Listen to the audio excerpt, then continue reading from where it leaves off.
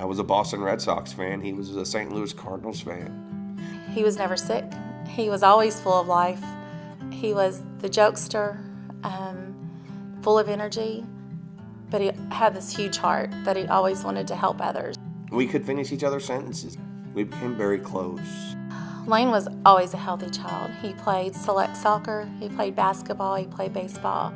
He was playing indoor soccer up until the day that we got the diagnosis that he had cancer, alveolar rhabdomyosarcoma. I fell to my knees and I started crying. And I put my head in my son's lap. And Lane looked at Angie and said, "What's wrong with Dad?" In the blink of an eye, that a perfectly healthy child is no longer healthy. And Lane's response was, "I'm a kid. Kids don't get cancer." And then he never touched a soccer ball again. He couldn't. The treatments were too harsh. Angie had a Prayers for Lane page on Facebook, and it had maybe like 6,000, 12,000 followers, I think, in September of 2012.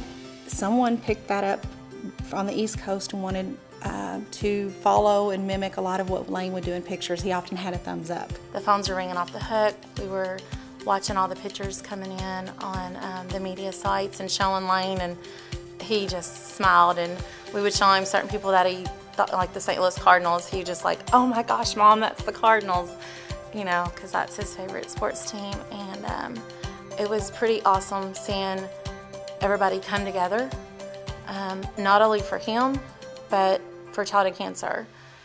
He made it very clear that, "Mom, this isn't about me."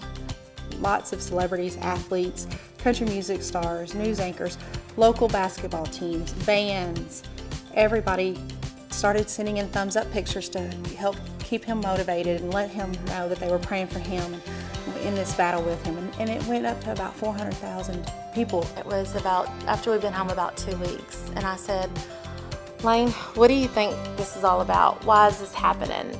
And he didn't miss a beat and said, "Mom, we prayed for awareness because this is what's going to bring about the cure, and this is what this is about."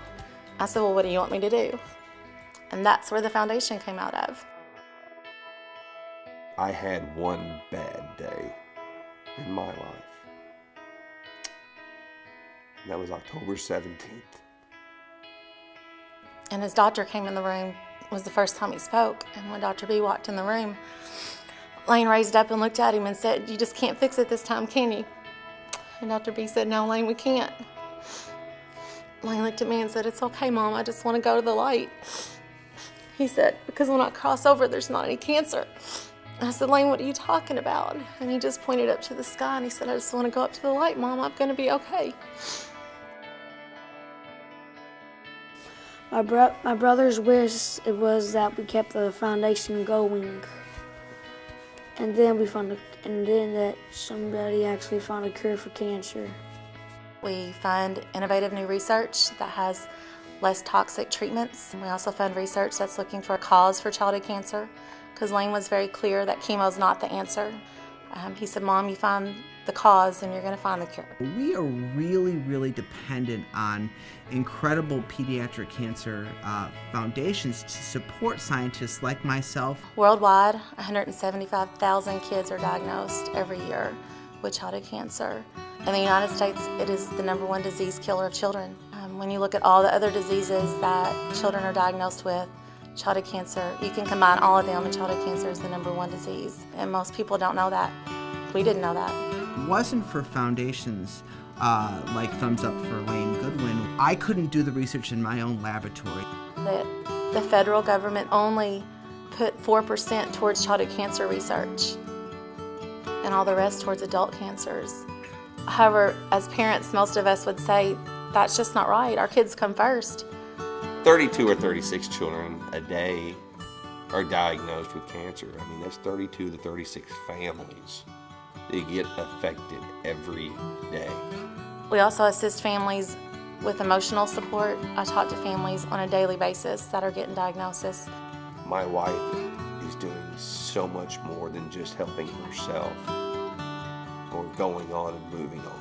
She's helping others. She has always had a passion for children, working with special needs children as a mental health counselor in rural Kentucky. Very strong, independent woman, and I'm really proud to say that, she's one of my great friends, if not my best friend. I think Angie has held so tightly to making sure that his dream of this foundation comes true, is a reality, and most importantly, is a success.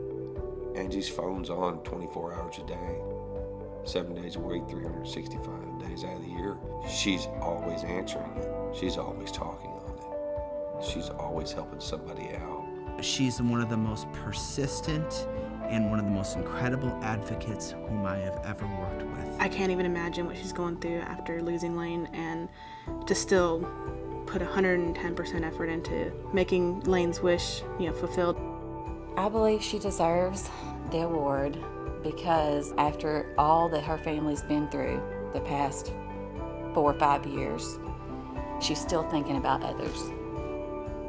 There's always help out there. There's much more work that we can do, much more specialized and focused work that we can do to help end a disease that afflicts far too many children, and as Angie puts, has taken so many shining lights and stars out of this world too soon. Lane brought hundreds of thousands of people together in this movement and brought awareness. Now we need people to take action to help us make a difference. It takes donations to fund these research projects. It takes donations to help these families. It takes donations to help get them to second opinions. We need everybody's help to help us make a difference.